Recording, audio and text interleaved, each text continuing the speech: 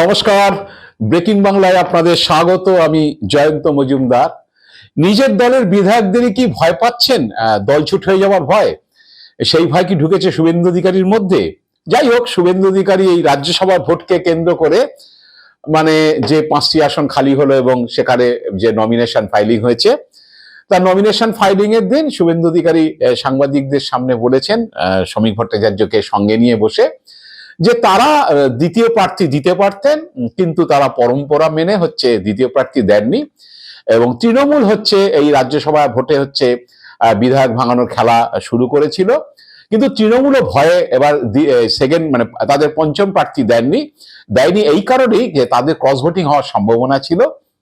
তো তাতে হচ্ছে তিনি খবর পেয়েছেন যে 60 জনের মতো বিধায়ককে তৃণমূল টিকিট দেবে না, তা ক্রস ভোটিং করতে পারে, তৃণমূল প্রার্থী হেরে যাওয়ার চান্স থাকতে পারে, এইসব নিয়ে বলেছেন। তো শুভেন্দু অধিকারী কি বলেছিলেন ওই রাজ্যসভা নমিনেশন ফাইলিং এর দিন, আমি আপনাদের প্রথমে একটু শুনিয়ে দিই, শুনুন তিনি কি বলেছেন। আমরা অর্থাৎ আমি এবং রাজ্য বিজেপির সভাপতি শ্রমিক ভট্টাচার্য চাইলে আরো একটি নমিনেশন করাতে পারতাম এবং 16 তারিখের নির্বাচনে তৃণমূল কংগ্রেসের অনেকেই ক্রস ভোটিং করতেন, কারণ তারা জানেন প্রায় 60 জনের বেশি এমএলএ জানেন যে তারা টিকিট পাবেন। এর বাইরেও যদিও আমরা তার ভোট আশা করি না, সমর্থনও চাই না, তিনি মমতার বিটি হুমায়ুন কবিররা তারাও কি করতেন ভোট হলে, এটাও কিন্তু কারোরই মানে অজানা ছিল সব। কিন্তু বিজেপি সবসময় মনে করে যে এই ওপেন রাজ্যসভা ভোটের ক্ষেত্রে সংসদীয় পরম্পরা, গণতন্ত্র, সংবিধানের ব্যবস্থা মেনে চলে। তাই ভারতীয় জনতা পার্টি প্রথম থেকে অনন্ত মহারাজ অর্থাৎ নগেন্দ্রনাথ রায়, মাননীয় শ্রমিক ভট্টাচার্য মহোদয়, পরিশেষে রাহুল সিনহা, আমরা আমাদের ভোটার সংখ্যা অনুযায়ী আমরা নমিনেশন করেছি। এবং তৃণমূলের বিপদ ছিল বলে তৃণমূল এবারে বিগত দিনের মতো বাড়তি প্রার্থী দেওয়ার ঝুঁকি নেয়নি। বিপদটা আমাদের ছিল না, বিপদ আপদ সবটাই ওদের ছিল। আপনারা শুনলেন শুভেন্দুর কথা। তো আমার কথা হলো যে আপনি তো যদি তৃণমূলের এত লোক টিকিট পাবে না বলে ক্রস ভোটিং করবে, যারা ইতিমধ্যে হিন্ট পেয়ে গেছে, আপনার কাছে হিন্ট আছে মানে হচ্ছে তাদের কাছে নিশ্চিতভাবে হিন্ট আছে, তো আপনারা তো দ্বিতীয় প্রার্থী দাঁড় করাতে পারতেন, তাহলে তো অনায়াসে আপনারা দ্বিতীয় প্রার্থী বার করে দিতে পারতেন। 60 জন এমএলএ যখন ক্ষুব্ধ হয়ে রয়েছেন তারা টিকিট পাবে না বলে, তো সেটা সাহস করে দিলেন না কেন? নিজেরা তো দ্বিতীয় প্রার্থীরা দিতে পারতেন। যাই হোক, শুভেন্দু অধিকারী সেটা বলবে না, কারণ হচ্ছে শুভেন্দু অধিকারী যে নিজেই বিধায়কদের নিয়ে ভয় পাচ্ছেন, সেটা হচ্ছে তার কদিন আগেই একটা ঘটনা ঘটেছে বিধানসভাতে, আমি আপনাদের বলছি যেটা শোনা গিয়েছে, যে সেদিন বিধানসভা বিরোধী দলনেতার ঘরে 21 জন বিধায়ক বিজেপি জমা হয়েছিলেন, মানে তারা এসেছিলেন, বিভিন্ন মিটিং ফিটিং থাকে, বিভিন্ন কমিটি মিটিং থাকে। এখন যদিও বিধানসভা মেয়াদ শেষ, কিন্তু তারা বিধায়করা কোথায়, কলকাতা আসলে বিধানসভাতে গিয়ে বিরোধী দলনেতার ঘরেই বসেন বিরোধী দলের বিধায়করা।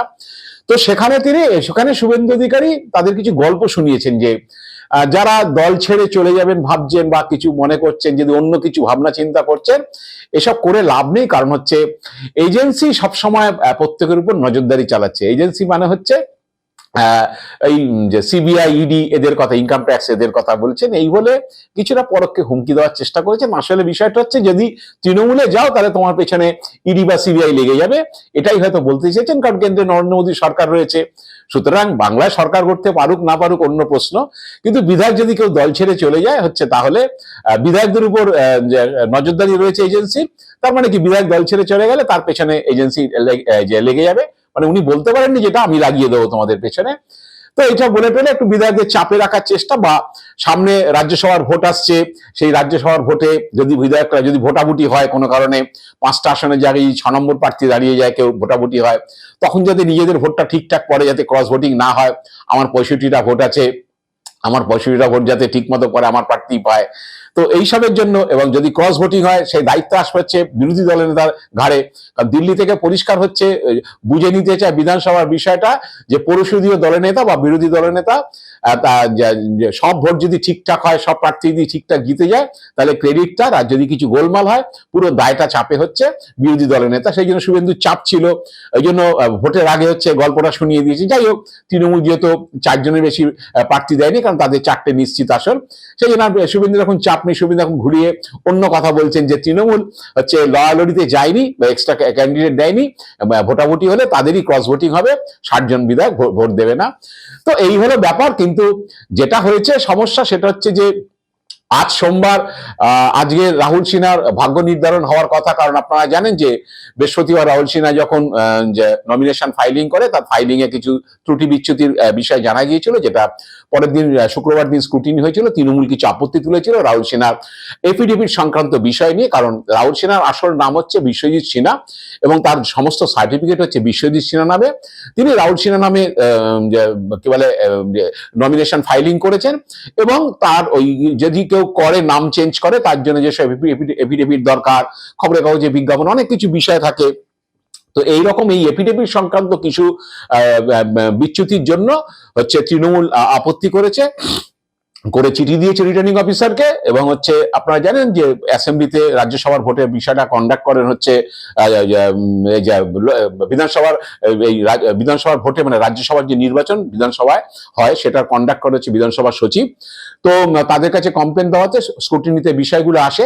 এবং অদ্ভুতভাবে দেখুন, মানে এই যে মনোজ আগরওয়ালকে, আমাদের সিইও যিনি রয়েছেন, তাকে যে বলে না, তৃণমূল অভিযোগ করে না যে বিজেপির দালালি করছে, কোনোদিন মানে নজিরবিহীন ভাবে কোনোদিন হচ্ছে যা হয়নি। রাজ্যসভার নমিনেশন ফাইলিং হয়, নমিনেশনে কারো ত্রুটি হতে পারে, কিছু হতে পারে, কোনোদিন যা হয়নি সেটা চেক করেন রিটার্নিং অফিসার হিসাবে সচিব, বিধানসভার সচিব। তারপরে তাদেরকে হচ্ছে যদি ভোট হয় তাহলে তিনি ভোটটা কন্ডাক্ট করেন, আর যদি ভোট না হয় তাহলে তাদেরকে সার্টিফিকেট দিয়ে দেন, উইনিং সার্টিফিকেট দিয়ে দেন। বিজয়ী সার্টিফিকেট নিয়ে তারা লোকসভায় গিয়েছে, তারা শপথ নিয়ে সদস্য হন।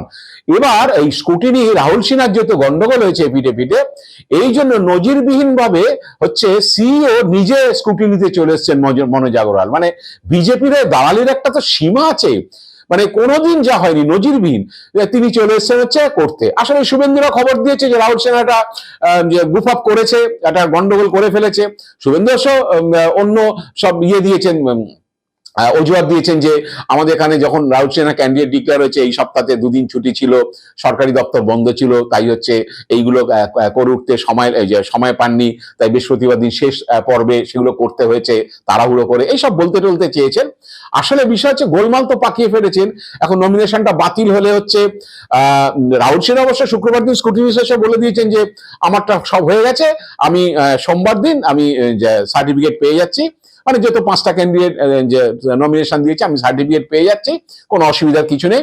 কারণ মনোজ আগরওয়াল এসছেন, তিনি ছুঁয়ে দিলেন।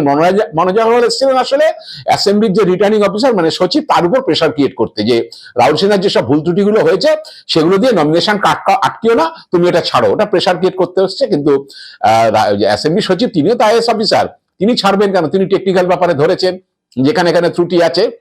তো এখন এইটা প্রেশার করেছেন। এখন ব্যাপারটা হচ্ছে যে মনোজ আগরওয়াল তো বিজেপি দালালি করতে চলে এসেছেন, বিজেপি ক্যান্ডিডেটের নমিনেশনের প্রবলেম হয়েছে।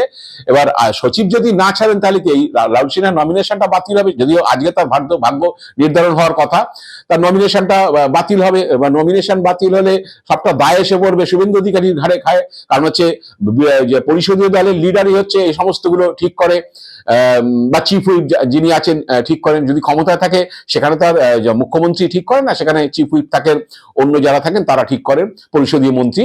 তো এখানে শুভেন্দু অধিকারী দায় পড়বে, কারণ তিনি বিরোধী দলের নেতা।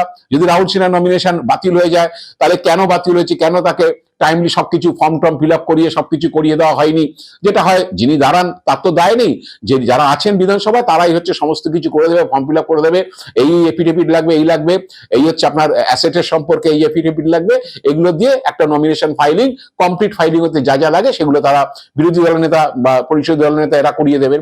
এবং সেটা হলে শুভেন্দুর মুখ পুড়বে। ওই জন্য শুভেন্দু হচ্ছে এখন একটু মুখটা আমসি হয়ে গেছিল, কারণ সেদিনকে কি বলে, যখন রাহুল সিনহা ফাইলিং এর দিন শুভেন্দুর একটা ছবি দেখা গেছে, শুভেন্দুর মুখটুক একেবারে কালো হয়ে গিয়েছিল। তো সেইটা তো এখন অনেকে বোঝা যাচ্ছে যদি রাহুল সিনহা সত্যি সত্যি আটকে যায়, এবং যে সেদিনকে ফাইলিং এর নমিনেশন ফাইলিং এর পরে বৃহস্পতিবার দিন শুভেন্দু রায় চিন্তায় ছিলেন, সেই কারণে হয়তো মনোজ আগরওয়ালকে খবর দিয়েছেন, মনোজ আগরওয়াল হচ্ছে লাফ দিয়ে দৌড়ে চলে এসছে। যাই হোক, এখন যদি কি বলে রাহুল সিনহা ফাইনালি সার্টিফিকেট না পায় আজকে, তাহলে শুভেন্দুর যে ঘোর বিপদ আছে, মানে বেজ্জত হওয়া আছে এখন কেন্দ্রীয় নেতাদের কাছে। আর যদি বেরিয়ে যায় তো ভালো, কিন্তু বিধায়কদের নিয়ে এখনো চিন্তা আছে, কারণ এখনো যে বিজেপির হচ্ছে বিধায়কদের নিয়ে বলা যাচ্ছে না কে কোন দিকে ঝাপটাপ দেবেন, সময় এখনো চলে যায়নি, শেষ পর্যন্ত অনেক কিছু হতে পারে। দেখা যাক যে শেষ পর্যন্ত কি হয়। শুভেন্দু যেসব এজেন্সির ভয়টা দেখিয়েছেন, সেগুলো দেখে সব এমএলএরা থেকে যান, নাকি হচ্ছে তারা আবার লাভ দিয়ে দু চারটা আবার এদিক ওদিক অন্য শিবিরে চলে যান কিনা, তার জন্য আমরা অপেক্ষায় আছি। আজ এ পর্যন্তই। আপনারা ভালো থাকবেন, সুস্থ থাকবেন, নমস্কার।